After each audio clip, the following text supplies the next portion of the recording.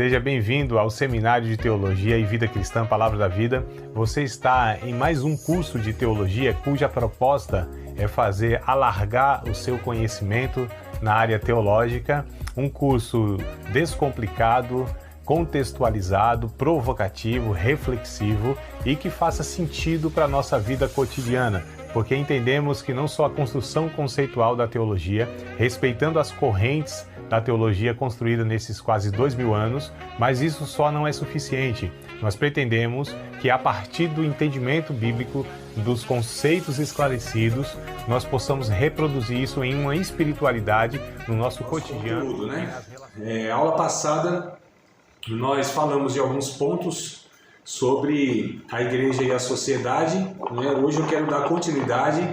Eu não sei quantos de vocês assistiram a aula. Deixa eu fazer um negócio aqui. Eu só vou desativar aqui. Valdir, se você puder desativar aí por enquanto o seu áudio, que aí tem os ruídos aí, né? Só para isso, obrigado, meu irmão.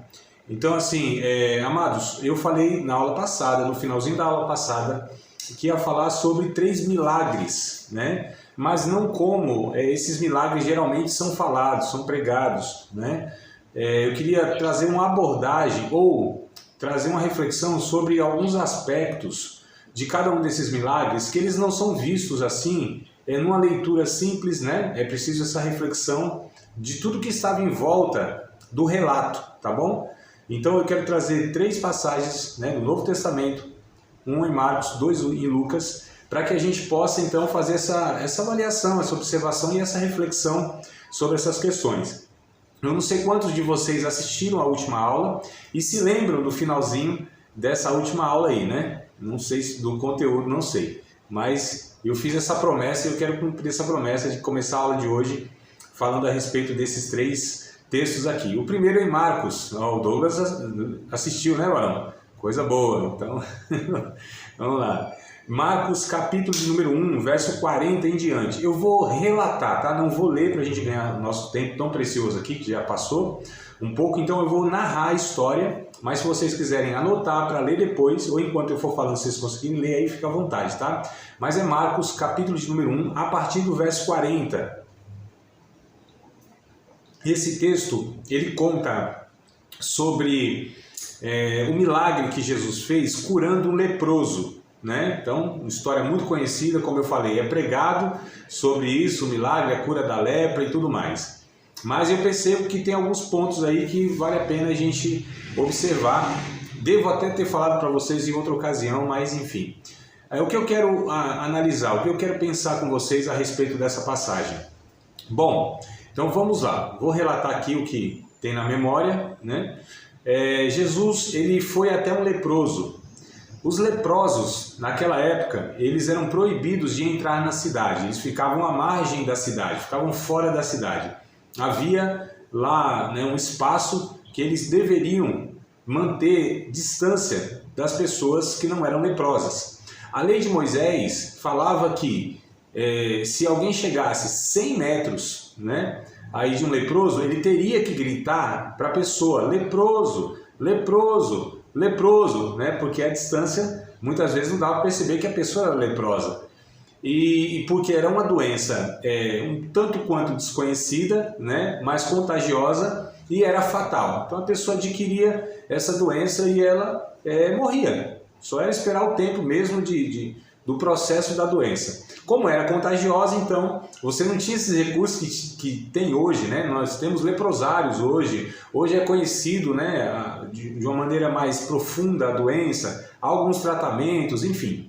Mas a questão com certeza esse leproso viu Jesus indo até ele e deve ter gritado: leproso, leproso, leproso. Jesus, ele não para de ir em direção a esse leproso. E aí o leproso, vendo que Jesus não parava, mesmo ele gritando, não parava de ir até o encontro dele, então ele começa a correr até o encontro de Jesus.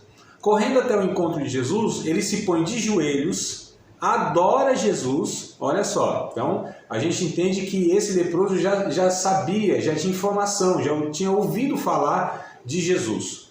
E aí ele diz assim: bom mestre, se queres, bem pode me limpar.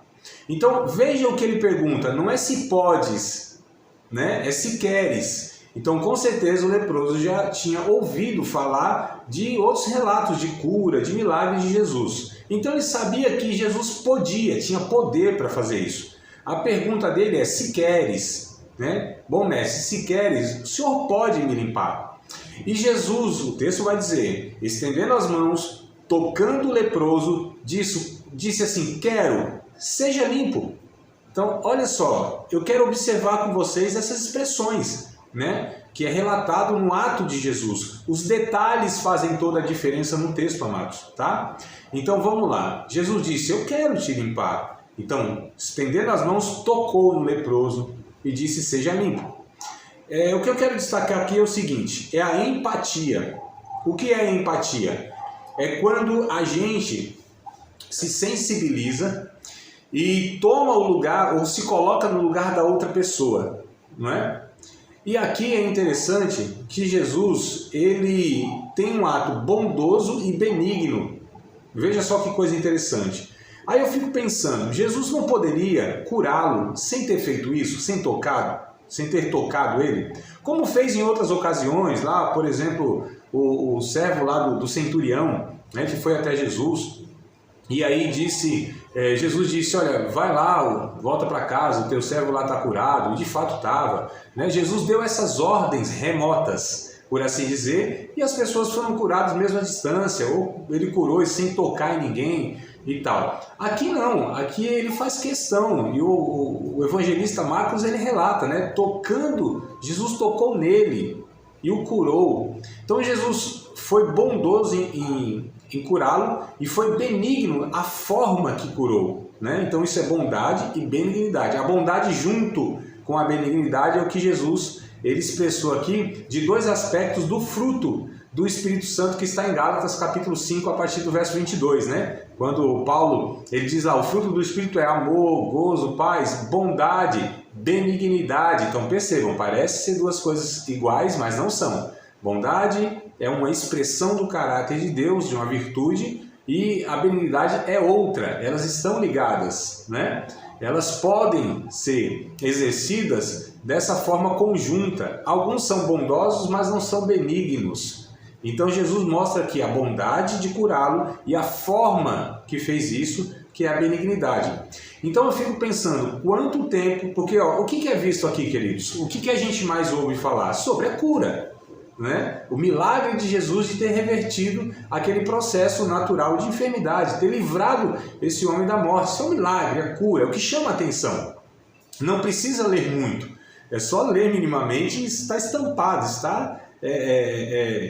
está evidente no texto. Foi curado, o milagre nos chama a atenção. Agora a gente muitas vezes não percebe o que o milagre ele se desdobra. O que Jesus estava fazendo além do milagre. Então esse é o ponto que a gente precisa entender. Se a gente quer ser de fato uma igreja, que eu coloquei que relevante, né? A gente tem que lembrar então do último ponto que a gente estava tratando, uma igreja que faz a diferença, tá certo?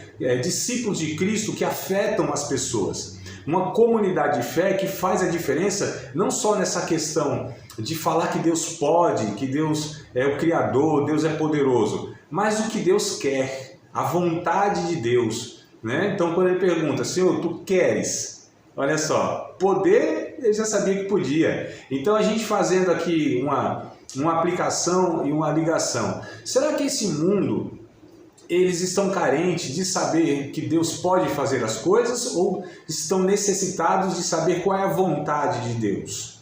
Né? Então essa é a reflexão. Qual é a vontade de Deus? Porque as nossas igrejas pregam que Deus pode. Que Deus tem poder, mas qual é a vontade de Deus para o ser humano? Qual é a vontade de Deus para a sociedade? A igreja precisa transparecer, manifestar, expor isso, a vontade de Deus. E a vontade de Deus, ela só pode ser conhecida pelos verdadeiros discípulos que expressam a natureza de Deus, com bondade e com benignidade, não apenas com poder curador. Não apenas com os milagres manifestos, não é? Então veja que coisa interessante, Jesus ele cura esse rapaz, só que eu fico pensando, esse rapaz deveria ter uma vida social antes dessa enfermidade. Então possivelmente tinha mãe, tinha pai, tinha irmãos, talvez tinha filhos, esposa, não sei. Ele tinha pessoas, tinha família, né? Possivelmente, naturalmente, teria.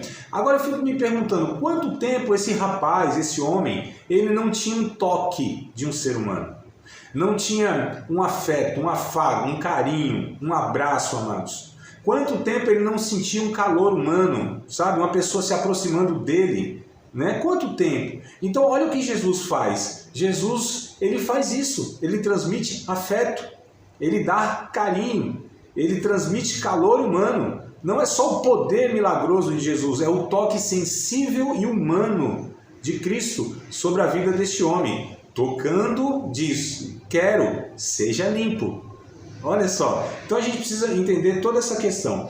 Qual é a finalidade última dos milagres, amados? Qual é a finalidade última dos milagres? É curar? É mostrar que Deus tem poder? É falar que Deus é mais poderoso do que os outros deuses imaginários? Essa é a finalidade última dos milagres? Não. Quando a gente lê João capítulo 20, vamos lá para o texto do Evangelho segundo João, capítulo de número 20, a gente percebe que ali, e olha só, João é o que mais escreve a respeito dos sinais, né? Os sinais, os milagres, as coisas que distinguem Deus, né? E aí ele fala aqui no capítulo 20, verso 30 e 31, a finalidade última dos milagres, tá? A objetiva é livrar a pessoa do sufoco, né? Da morte, da agonia, da angústia. Essa é objetiva, é o primeiro. Vai lá e socorre a pessoa. Mas qual é a finalidade última? Vamos dizer a principal finalidade do milagre, tá? Não a secundária, mas a primária. Qual é? É essa daqui que está escrita em João capítulo 20, verso 30 e 31. Jesus operou também em presença dos seus discípulos muitos outros sinais. Então a palavra milagre no Evangelho de João aparece como sinais, que não estão escritos neste livro. Estes, porém, foram escritos para que, isso é finalidade, para que creiais que Jesus é o Cristo, o Filho de Deus, e para que, crendo, tenhais vida em seu nome. Então os milagres devem levar as pessoas a crer em Cristo, a conhecerem Cristo, para que, crendo em Cristo, tenham a vida eterna.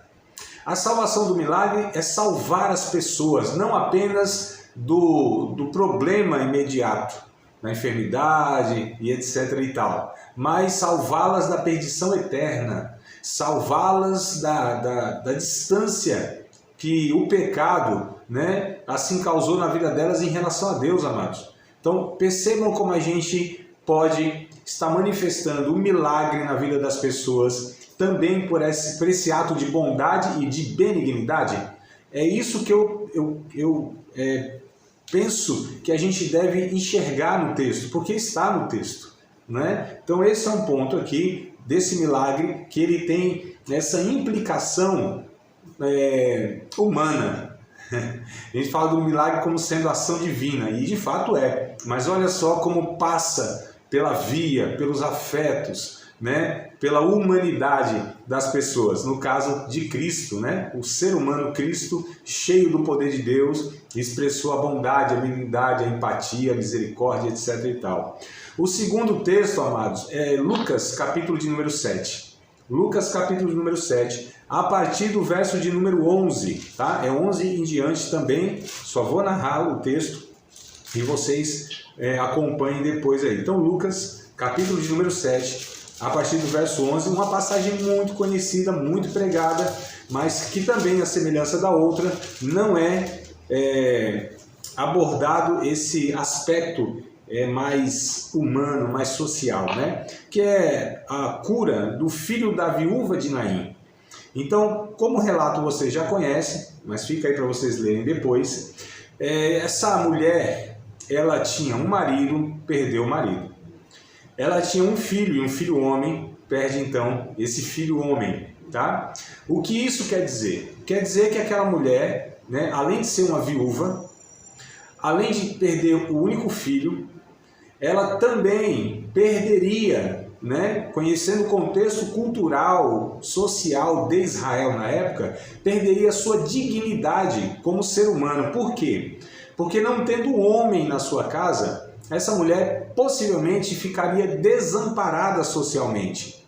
Ela teria então duas opções ao voltar do enterro, a voltar para casa, né, já que tinha perdido o homem, né, seu esposo, e tinha perdido o seu filho, homem também.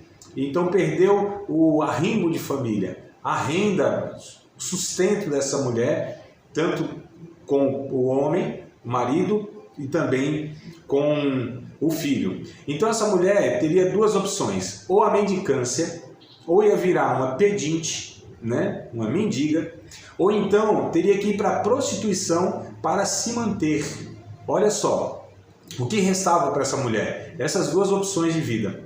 Quando Jesus ressuscita o filho, isso já era uma maravilha. Isso aqui é o principal, inclusive, né? Devolver o filho, já estava bom demais. Imagina só, a mãe enterrar o filho e Jesus assim ressuscita e devolve o filho. Meu Deus do céu, aqui está tudo certo já. Mas olha só, amados, Jesus com milagre não só devolve o filho para essa mulher, como eu já disse, já seria, né, extraordinário, o milagre.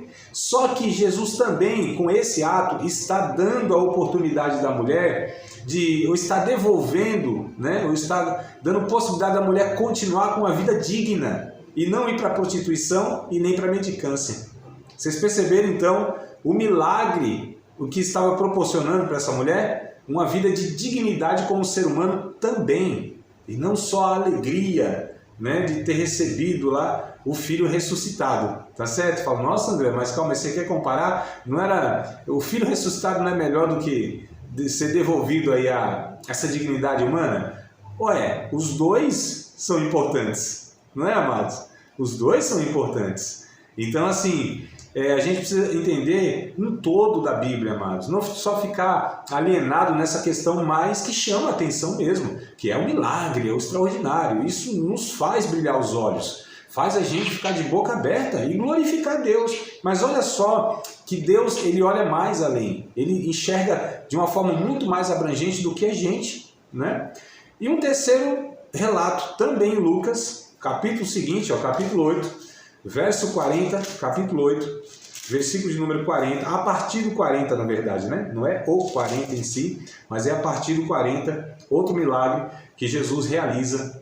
Uma passagem também muito conhecida, que é a mulher que tinha um fluxo de sangue, né? Segundo também a cultura da época, segundo a lei, essa mulher, por ter essa enfermidade, um fluxo de sangue, uma hemorragia contínua, né, há muitos anos aqui, me parece que 12 anos, se não me falha a memória, ela tinha essa enfermidade que a impossibilitava estar no culto, por exemplo, não entrava na sinagoga, não poderia se ajuntar com ninguém, era uma mulher impura, ninguém podia tocar nessa mulher, ela socialmente estava segregada. Veja que coisa interessante, que quando essa mulher toca em Jesus, ninguém sabia que era leprosa, Jesus sabia.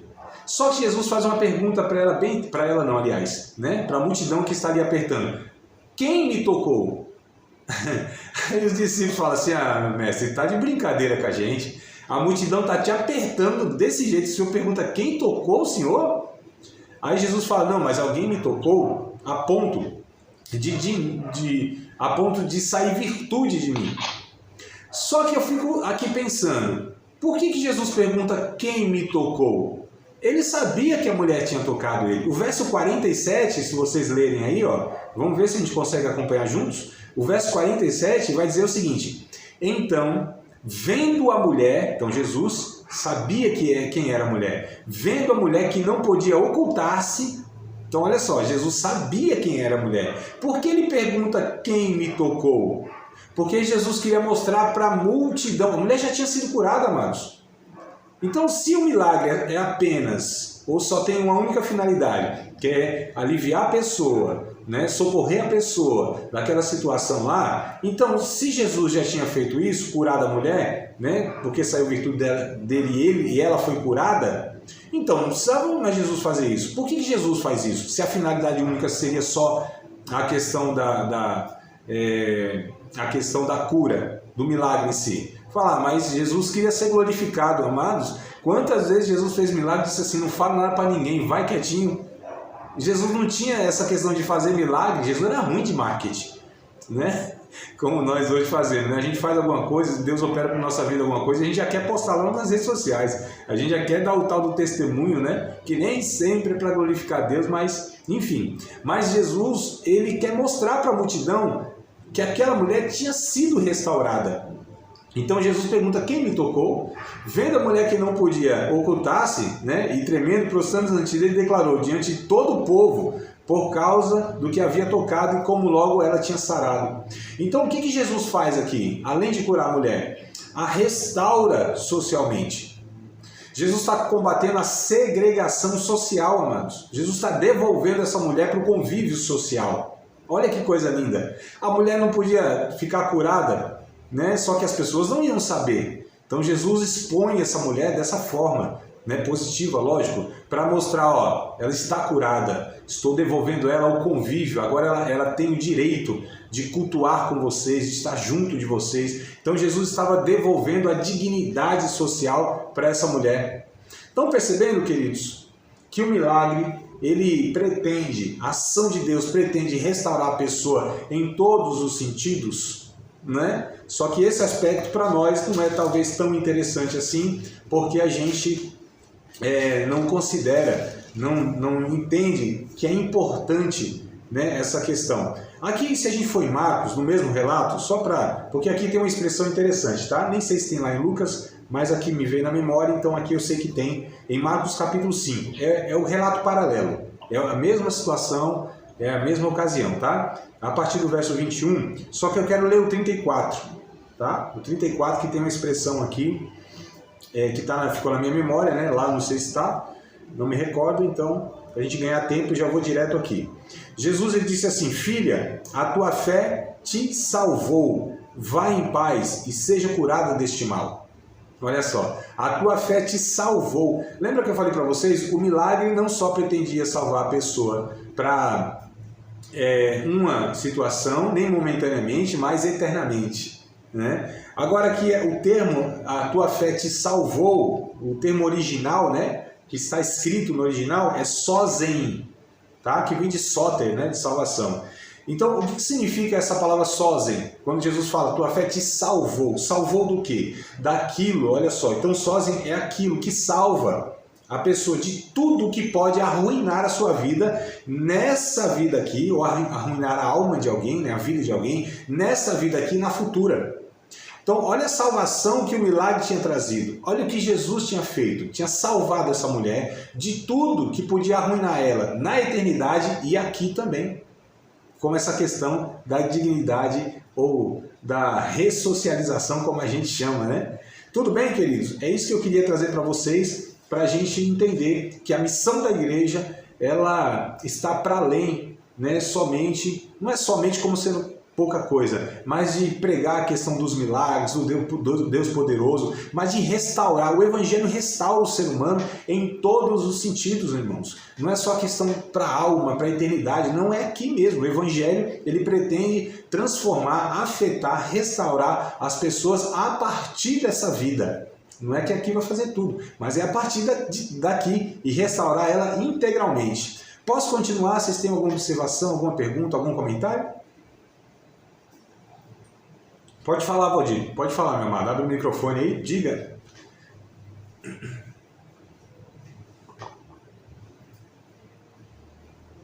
Vamos lá, pode falar.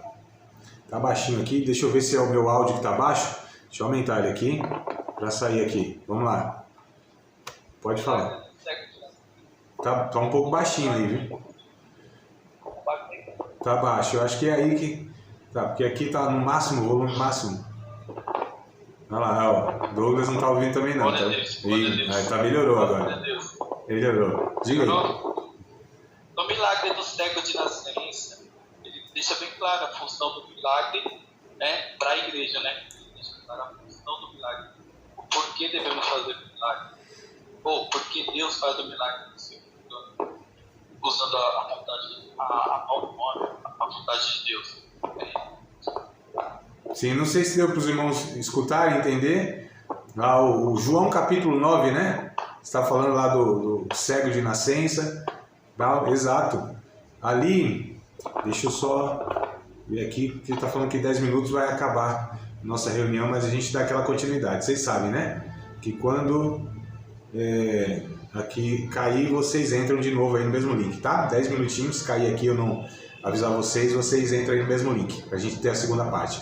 Então lá, o cego de nascença até pergunta, né? O que aconteceu aqui, Senhor? Quem pecou para que ele nascesse assim, né? Então diz, nem ele nem seus pais pecaram. Isso aqui é para a glória de Deus, né? O milagre foi realizado para a glória de Deus. Agora, olha que coisa interessante. Esse cego é curado. Possivelmente, ele já tinha enxergado na sua vida e por algum motivo, né? Aliás, desculpa, não, esse é o cego de nascença, né? É o cego de nascença. Estou confundindo com o outro que enxergava, ficou cego e depois Jesus tornou que ele voltasse a enxergar. Mas desculpa, então fiz uma confusão aqui. Então esse do capítulo 9 que o Valdir comentou, é interessante que ele é curado da cegueira e a primeira pessoa que ele vê é Jesus, né? Ele volta lá do tanque e vê Jesus, não vê ninguém mais, pelo menos o texto não relata. Então, só para entender como de fato, amados, né, os milagres pretendem levar a pessoa a se relacionar com Deus, a estarem sendo restauradas, né, como um todo, tá? Como um todo, né, em tudo na vida. Isso é o Evangelho que faz através dessas ações de milagres que a gente chama do extraordinário, né? Mas tudo isso glorifica a Deus quando é feito de uma forma completa, tá certo? De uma forma plena, porque atinge outras pessoas também. Então o milagre não é só para o indivíduo em si, é para que todos sejam beneficiados, alcançados, né, dessa maneira. Então a gente precisa entender, eu penso que a gente precisa enxergar o milagre dessa forma mais abrangente, né? E não apenas dessa forma mais resumida ou mais simplificada, tá certo? Tranquilo, amados? Vamos para frente aqui, ou querem mais falar alguma coisa, comentar, perguntar? Vamos lá, bora lá, aproveitar que vocês estão participando aqui. Não, tranquilo? Vou adiante então, tá? Diga, Douglas, pode falar. Não, só algo rápido, na outra aula lá que o senhor falou, você falou que o milagre Dá uma travadinha aí, né? Travou um pouquinho aí, ó. Rapaz. acontece quando nós não fazemos nada. Douglas, deu uma travada no seu áudio. Volta um pouquinho, meu irmão. Volta só um pouquinho, deu uma travada aí. Tá. Pode falar agora. Ok, agora tá me ouvindo? Tô. Agora sim. Não, que na outra aula o senhor falou assim, que o milagre acontece quando nós não fazemos nada. Queria que você explicasse um pouco sobre isso aí, porque a gente sabe que quem só pode fazer o milagre é Deus. Sim. Mas eu queria que naquele sentido lá o senhor falou que a gente faz aquilo que está ao nosso alcance. Quando não está, aí é Deus que faz. Mas eu queria que você explicasse um pouquinho sobre isso aí. Tá, o milagre, eu não me lembro da frase ainda, nem qual foi o contexto, né? Mas me ajuda aí. Sobre o milagre, que a gente não pode fazer nada, essa foi a frase? Eu não me lembro da frase, me ajuda. Não, a frase foi assim, que a finalidade do milagre acontece porque a gente não faz nada. Tipo assim, o milagre só acontece, Deus só faz o milagre porque a gente, né, por alguma negligência, né, não faz nada. Aí você fala assim, o milagre só acontece porque nós, né, não fazemos nada. Sim, não, agora eu lembro de todo o contexto aí que eu falei isso. Lembro sim, meu irmão. Deus tem que agir e fazer o milagre lá para as coisas aconteçam. Isso, agora me recorda aí do contexto todo que eu falei essa frase, né? Porque ela solta assim, nem eu estava lembrando. Eu me referi ao seguinte, que quando a gente é negligente, aí o exemplo que eu dei, né, que eu me lembro aqui, que eu dei o exemplo, foi o seguinte, por exemplo, a gente como igreja, a gente como comunidade, como família da fé, não socorre um irmão que está necessitado de alguma questão lá, né? Seja lá uma conta de luz, seja um remédio, seja algum socorro de qualquer forma, que nós poderíamos fazer e não fazemos por nossa negligência, omissão, né? Por nossa falta de amor, por nossa falta de olhar o irmão, aí Deus, ele age, ele socorre aquela pessoa.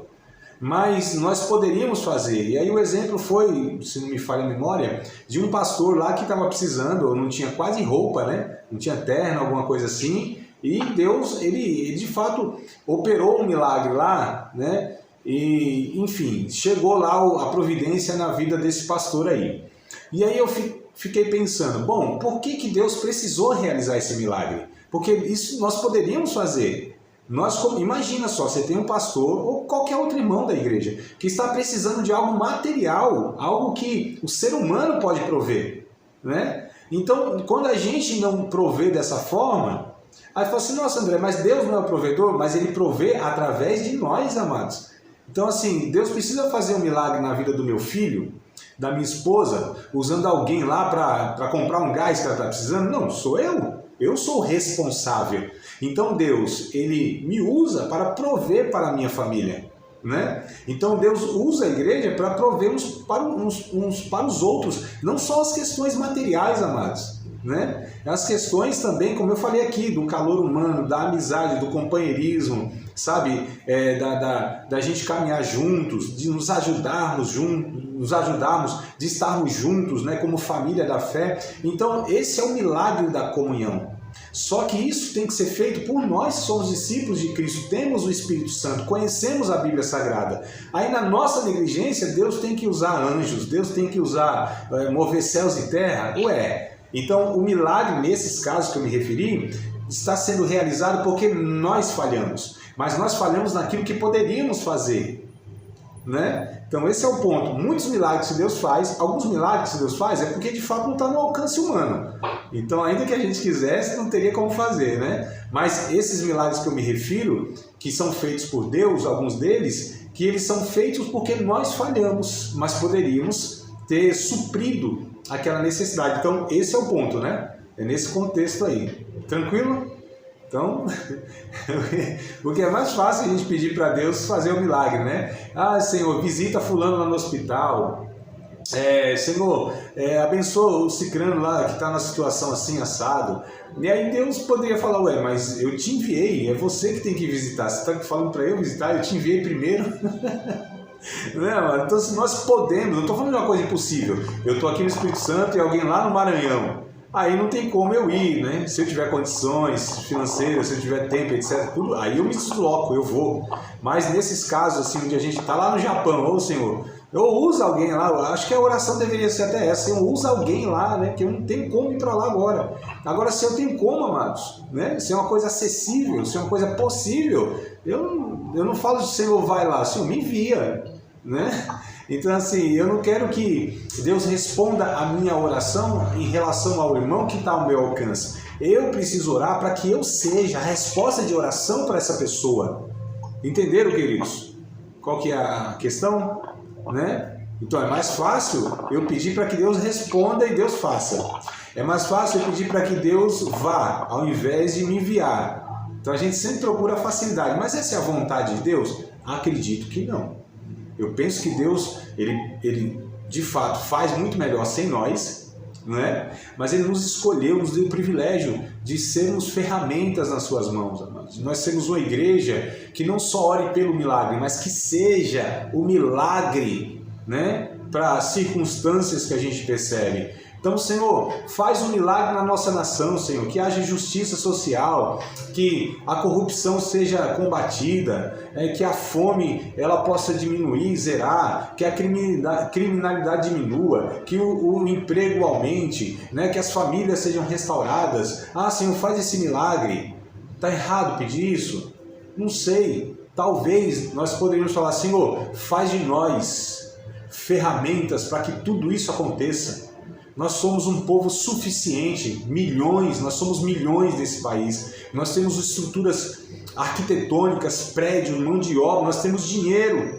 A igreja brasileira tem tudo isso, amados. Então a oração deveria ser assim, nos usa, nos desperta, nos amadurece, nos envia. Somos nós o teu povo, nós somos o sal da terra, a luz do mundo. Nós somos os representantes do reino de Deus, nós devemos sinalizar o reino de Deus. A tua palavra está na nossa boca, Senhor, nos usa.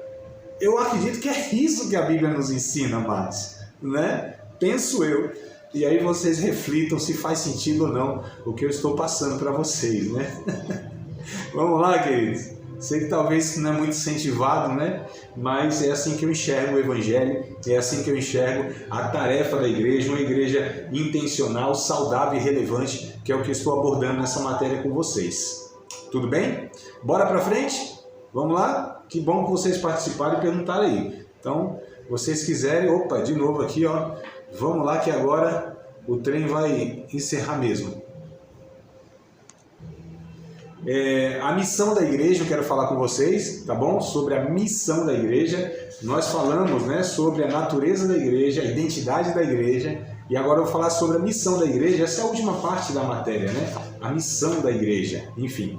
Primeira parte, mas não é a última aula não, porque a gente vai ainda caminhar aqui um tempinho com vocês aqui nessa matéria, tá? Mas a missão da igreja, vamos falar agora. Antes que a gente fale, né, de outros pontos, eu quero trazer para vocês 3 igrejas do Novo Testamento que elas expressam alguns aspectos da missão da igreja em uma sociedade. Lembrando que o nome da matéria é Igreja e Sociedade, né? Então, como essa igreja ela deve expressar o Evangelho dentro de uma sociedade, dentro de uma cultura, dentro de um país, dentro de uma cidade, nessa realidade, né, amados? Então vamos lá, a primeira igreja que eu quero falar com vocês está em Atos, capítulo de número 2, Atos dos Apóstolos, capítulo de número 2, versículos de número 42 ao 47. Essa igreja aqui é a igreja na cidade de Jerusalém, tá certo? Então, na cidade de Jerusalém, né, essa primeira igreja que surge ali com a descida do Espírito Santo, os apóstolos, enfim.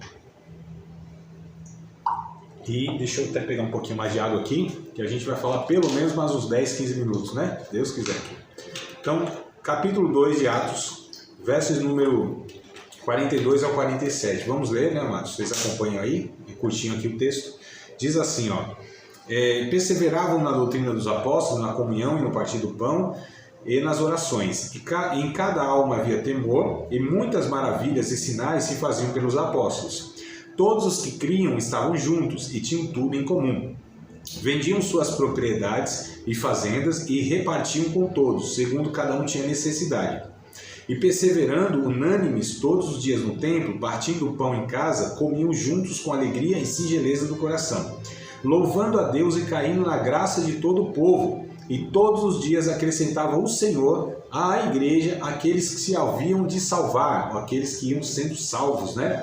Então, essa igreja de Jerusalém, eu quero observar o seguinte: as práticas, né, como o ministério desenvolvido com as viúvas nessa cidade, tá? Então, a igreja de Jerusalém, eu estou avaliando alguns capítulos aqui, né, pelo menos desse capítulo 2 até o capítulo 15, tá? A gente enxerga isso aqui de Atos, né? Então, eu vou fazer uma análise rápida de todos esses 12 versículos ou 13 versículos, capítulos, aliás, versículo não, 12 ou 13 capítulos aqui, que mostram, né, a atuação dessa igreja na cidade de Jerusalém, no contexto cultural que eles viviam, tá? Então é bom importante e é bom a gente entender isso e avaliar isso no texto bíblico, né? Essa igreja estava lá na cidade de Filipos, na cidade de Corinto, tá? Qual era a realidade lá? E como essa igreja ela manifestava o evangelho lá? Porque não é igual, né? Tem recomendações diferentes, tem orientações, conselhos, advertências diferentes em cada igreja, porque elas estavam em contextos diferentes. Então o apóstolo Paulo, por exemplo, que é quem escreve para várias, né, dessas igrejas, né, ele vai percebendo isso e dando essas orientações aí, tudo inspirado por Deus, claro. Então essa igreja aqui em Jerusalém, num contexto judaico, tá? Igreja judaico-cristã, a cultura ainda era judaica, né? Os judeus que estavam, né, os membros da igreja, a grande maioria eram de judeus, embora tinham aceitado Cristo, eram cristãos, mas tinha toda uma prática, toda uma demanda, né, toda uma realidade que era uma realidade cultural. E aí, como o evangelho, através dessa igreja de Jerusalém, ou em Jerusalém, ela era manifestada e quais eram as necessidades. O capítulo 6, por exemplo, o capítulo 6 de Atos, vai nos mostrar que houve uma necessidade de que, porque a igreja cresceu muito, né? Aqui tinha mais ou menos uns 5.000 membros, aproximadamente 5.000 membros, 5.000 pessoas. Fala, nossa André, todas essas 5.000 estavam no templo lá de Jerusalém? Não é isso. Essa igreja, ela se reunia no templo, nas praças e nas casas, amados. Então, olha só, né, como não havia essa limitação de o povo estar dentro de um templo, dentro de uma sinagoga. Estavam em todos esses lugares. Essa era considerada a igreja em Jerusalém, né?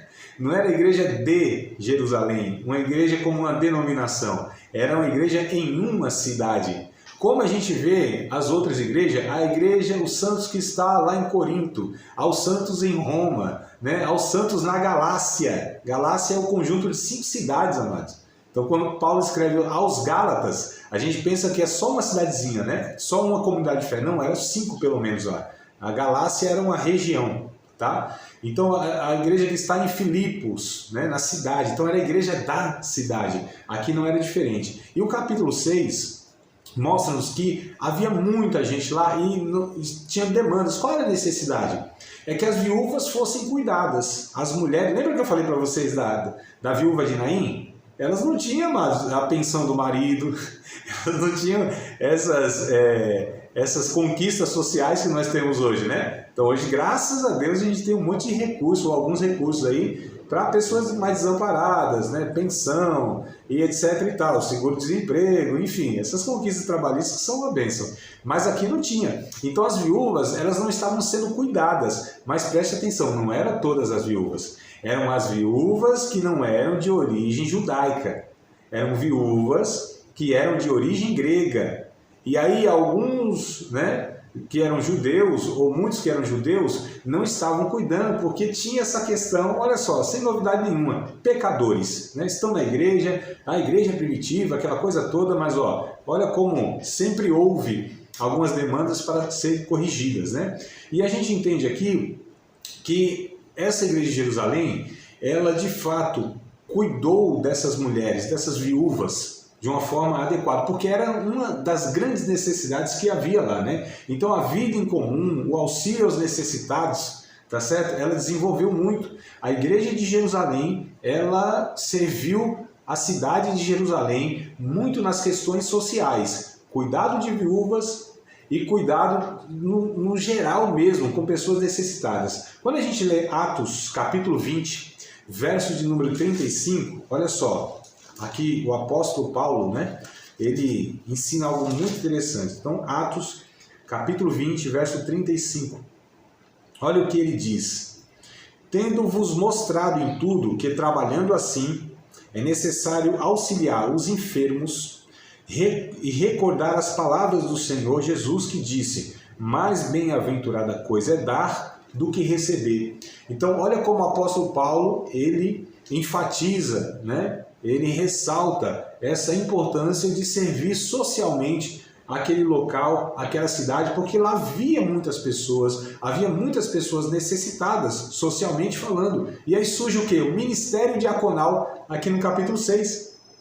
E esse ministério diaconal, ele tem a função principal de cuidar das mesas que são chamadas, né? das questões cotidianas, tá? Dessa demanda aqui. Então olha só como o diácono era o diácono da cidade, era o diácono das pessoas. Não era o diácono apenas que abria a porta da igreja, fechava a porta da igreja, né? Servia ali dentro nessas questões mais práticas assim, não. Eram pessoas que eles administravam, eles organizavam, eles distribuíam todas essas demandas sociais, amados. É bem interessante esse ponto, tá? Então, o Ministério da Palavra também, a integração das pessoas, incentivavam, né, os que se envolviam com aquela comunidade, visto que muitos decidiram trabalhar lá. Olha que coisa interessante. Então, olha o perfil dessa igreja, as características dessa igreja em Jerusalém.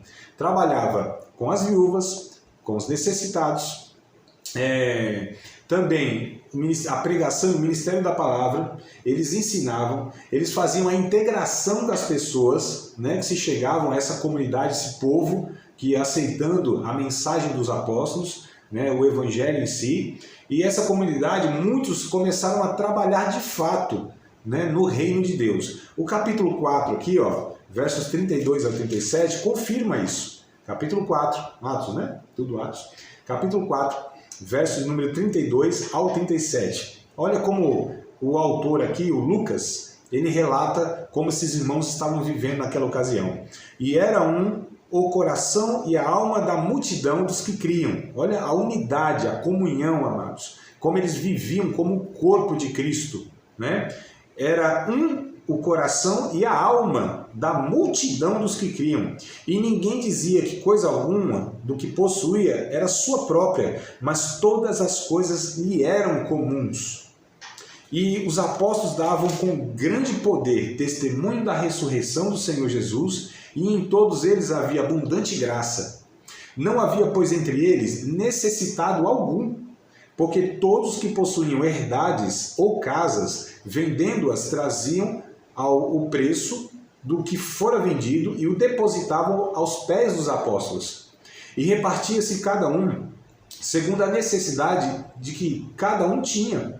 Então José, cognominado pelos apóstolos Barnabé, né, que é traduzido aí filho da consolação, levita, natural de Chipre, possuindo a herdade, vendeu-a e trouxe o preço e o depositou aos pés dos apóstolos, que fazia nessa administração financeira e repartia através dos diáconos lá. Então, olha que coisa interessante. Olha o perfil dessa igreja em Jerusalém, né? Olha que coisa a ser imitada. Agora, senhor André, você está falando que a gente precisa vender tudo que a gente tem em casa, carro, e trazer lá para os pastores? Não, não é isso que a Bíblia está ensinando. Mas a Bíblia está ensinando para a gente praticar generosidade, para a gente ver essa comunidade que a gente decidiu viver, esses irmãos, essa igreja local, e até extrapolar isso, né, e além disso, mas enfim, no mínimo, amados, né, Paulo depois vai ensinar em outras cartas, quem não cuida dos seus é pior do que o infiel, né, se a gente vive em comunidade, a gente deve cuidar uns dos outros, então não deveria haver necessitados no nosso meio, amados.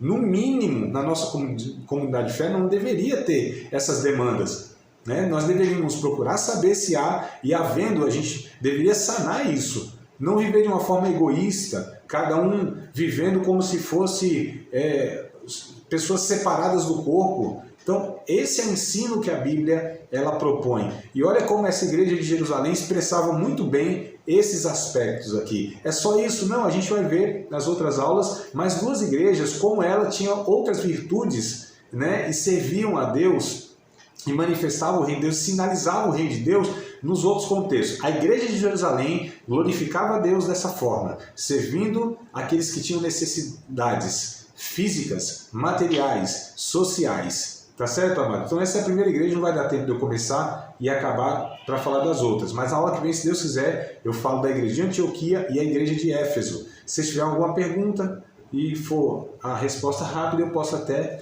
Tá, ou se quiser fazer um comentário, né? Fiquem à vontade. Tranquilo?